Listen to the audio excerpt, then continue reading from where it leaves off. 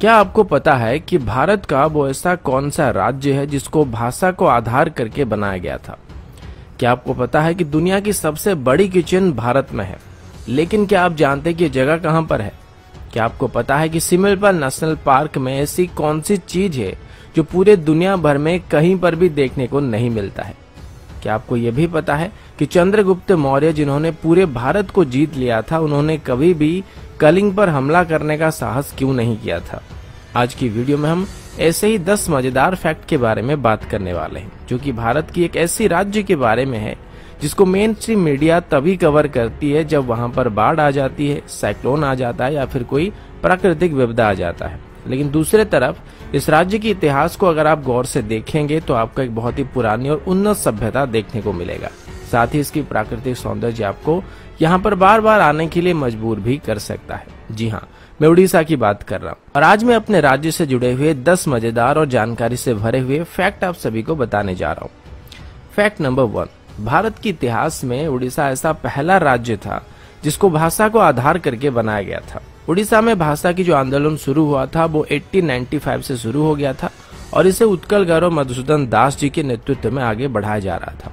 और फाइनली भारत को आजादी मिलने से पहले ही, यानी कि 1936 में ही उड़ीसा को भारत का पहला राज्य बना दिया गया जिसको भाषा को आधार करके बनाया गया था। फैक्ट नंबर 2, उड़ीसा के बरगढ़ डिस्ट्रिक्ट में हर साल धनु यात्रा को आयोजित किया जाता है, जिसमें भगवान श्री कृष्ण और कंस मामा की कहानी को नाटक के रूप में दर्शाया जाता है। इस यात्रा को करीब 8 किलोमीटर की रेडियस में आयोजित किया जाता है और इसे दुनिया का सबसे बड़ा ओपन एयर थिएटर कहा जाता है और इस वजह से इसको Guinness book of world record में भी मान्यता दिया गया है। इस फेस्टिवल में कोई भी प्री रिटन स्क्रिप्ट नहीं होता है और इस फेस्टिवल के दौरान कंस वहां पर किसी भी इंसान को दंड दे सकते हैं। और एक बार तो उड़ीसा के पूर्व चीफ मिनिस्टर स्वर्गीय बिजू पटनायक जी को भी कंस राजा को फाइन देना पड़ा था। फैक्ट नंबर 3, उड़ीसा का जो परंपरागत नृत्य है उसको ओडिसी कहा जाता है और ये बात बहुत सारे लोग जानते होंगे। इस नृत्य को सीखने के लिए देश विदेश से लोग यहाँ पर आते हैं, लेकिन ये नृत्य सिर्फ उड़ीसा के लिए गर्व की बात नहीं है, ये पूरे भारतवर्ष की एक पुरानी सभ्यता का प्रतीक है।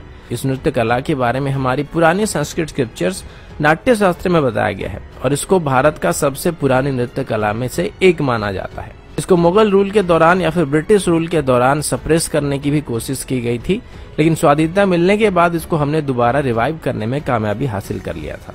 फैक्ट नंबर 4, क्या आपको पता है कि ताजमहल के बनने से काफी पहले से ही कोणार्क टेम्पल को बना दिया गया था और सबसे बड़ी बात यह है कि इसको समंदर के अंदर बनाया गया था। अगर आप कभी भी कोणार्क टेम्पल घूमने के लिए आए होंगे तो आपने देखा होगा कि किस तरीके से बारीक खुदाई करके पत्थरों में अद्भुत कलाकारी का प्रदर्शन किया गया था, जो कि उस वक्त के ओडिया आर्किटेक्चर के बारे में सोचने में मजबूर करता है। इसके बारे में इतने ज्यादा अद्भुत और अनसुनी फैक्ट है जिसको लेके एक पूरी वीडियो बनाई जा सकती है। वैसे अभी आपको जो कोणार्क टेम्पल देखने को मिलता है वो सिर्फ इसका आधा हिस्सा है और जो मेन मंदिर था वो टूट चुका है। इतिहास में कई बार मुस्लिम इन्वेडर्स के द्वारा इसको लूटा गया था और इसको तोड़ने की कोशिश की गई थी और इसी दौरान शायद वो मंदिर टूट गया था। फैक्ट नंबर 5, क्या आपको पता है कि एशिया का सबसे बड़ा विलेज उड़ीसा में है? इस गांव का नाम भुवन है और ये ढेंकानाल डिस्ट्रिक्ट में पड़ता है। फैक्ट नंबर 6, उड़ीसा के मयूरभंज डिस्ट्रिक्ट में ऐसे पत्थर पाए जाते हैं जो कि लगभग 3 बिलियन साल पुराने हैं और अगर पृथ्वी की बात करें तो ऐसा माना जाता है कि पृथ्वी की उम्र करीब 4.5 बिलियन ईयर है। फैक्ट नंबर 7, चंद्रगुप्त मौर्य, जिन्होंने पूरे इंडियन सबकॉन्टिनेंट के ऊपर जीत हासिल कर लिया था, उन्होंने 60 सालों तक कलिंग पर हमला करने की हिम्मत नहीं की थी, जबकि कलिंग यानी कि एंशिएंट उड़ीसा मगध की राजधानी से ज्यादा दूर नहीं था। फिर चंद्रगुप्त मौर्य की पोते राजा अशोक ने कलिंग पर हमला किया था। इसमें मगध के पास लगभग 4 से 6 लाख सैनिक थे, जबकि कलिंग के पास 60,000 सैनिक थे। जाहिर सी बात थी कि कलिंग की हार निश्चित थी, पर फिर भी मगध के 1 लाख के आसपास सैनिक मारे गए थे। कलिंग के सैनिकों के अलावा बच्चे, बूढ़े और औरतें भी उस जंग में शामिल हुए थे और ये इतनी भयंकर लड़ाई थी जिसने क्रूर राजा अशोक के मन को बदलने के लिए मजबूर कर दिया था और उसके बाद उन्होंने बौद्ध धर्म अपनाकर उसके प्रचार और प्रसार करने का काम किया था। अगर आप कभी भी उड़ीसा आते हैं तो आपको धौलीगिरी देखने को मिलेगा। ठीक इसी के किनारे एक नदी है जिसका नाम दया नदी है और इसी नदी के किनारे वो जंग लड़ी गई थी और ऐसा बताया जाता है कि उस वक्त उस नदी का पानी खून की वजह से लाल रंग का हो गया था। फैक्ट नंबर 8, उड़ीसा में अभी 62 अलग अलग ट्राइबल ग्रुप्स हैं और उनमें से हर एक की कल्चरल ट्रेडिशन एक दूसरे से अलग होती है। फैक्ट नंबर 9, आप सब सिमलपाल नेशनल पार्क के बारे में जानते होंगे, जो कि रॉयल बंगाल टाइगर्स के लिए फेमस है। लेकिन क्या आप जानते हैं कि यहाँ पर दुनिया की सभी प्रकार की ऑर्चिड पाए जाते हैं और पूरे दुनिया भर में कहीं पर भी ऐसी जगह नहीं है जहाँ पर ऑर्चिड की सभी वैरायटी पाई जाती हो। Fact number 10। अब उड़ीसा की फैक्ट के बारे में बात चल रही है तो जगन्नाथ धाम पुरी के बिना ये वीडियो पूरा नहीं हो सकता है। इसको 4 धामों में से एक कहा जाता है और हर एक हिंदू अपने जीवन काल के दौरान यहाँ पर एक बार जरूर आना चाहता है। यहाँ पर हर रोज हजारों लाखों लोग आते हैं और जगन्नाथ टेम्पल का जो किचन है उसको दुनिया का सबसे बड़ा किचन कहा जाता है।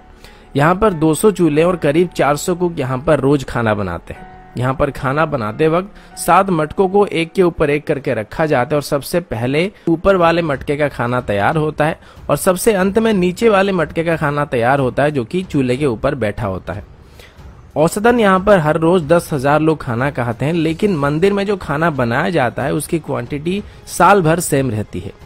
लेकिन मजे की बात तो ये है कि यहाँ पर खाना कभी भी वेस्ट नहीं होता है और उसी खाने को कुछ हजार लोगों को परसा जा सकता है और 20 लाख लोगों को भी परसा जा सकता है। दोस्तों, ये थी उड़ीसा के बारे में कुछ मजेदार फैक्ट को लेके एक छोटी सी वीडियो। आशा करता हूँ वीडियो आप सभी को पसंद आया होगा। अगर आपको वीडियो अच्छा लगा तो इसको लाइक और शेयर जरूर कीजिएगा